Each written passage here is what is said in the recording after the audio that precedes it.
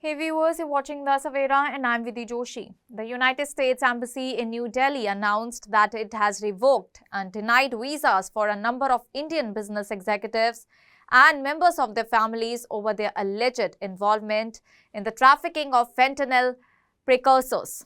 This move comes as a part of a broader US initiative with a vision to combat the rising threat of synthetic narcotics, particularly fentanyl, which has been linked to a devastating surge in overdose deaths across the United States of America.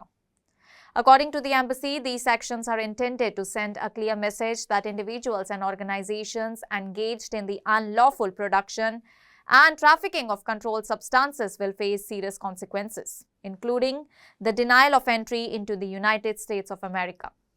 The embassy also emphasized that those whose visas have been revoked include executives from companies known to have been involved in the trafficking of fentanyl precursors. These individuals, along with their close family members, are now considered ineligible for travel to the United States of America. The embassy stated that such individuals will also be flagged during future visa applications, further reinforcing the United States' zero-tolerance policy towards drug trafficking activities linked to the American opioid crisis. Chargé d'Affaires Jorgen Andrews underlined the gravity of the situation, stating that anyone facilitating the flow of illicit drugs into the United States will be held accountable and denied access to the nation. He reiterated that stopping the import of fentanyl and its precursors is one of Washington's highest priorities and that the recent visa revocations are in line with that commitment. The embassy also expressed its appreciation to the Government of India for its ongoing cooperation in tackling the global challenge of synthetic drug trafficking.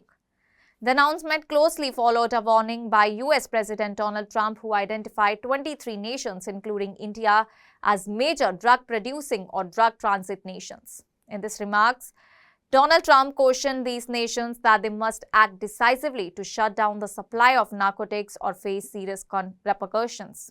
While he noted that not all the nations on the list are necessarily failing in their cooperation, he stressed the urgent need for global accountability and action.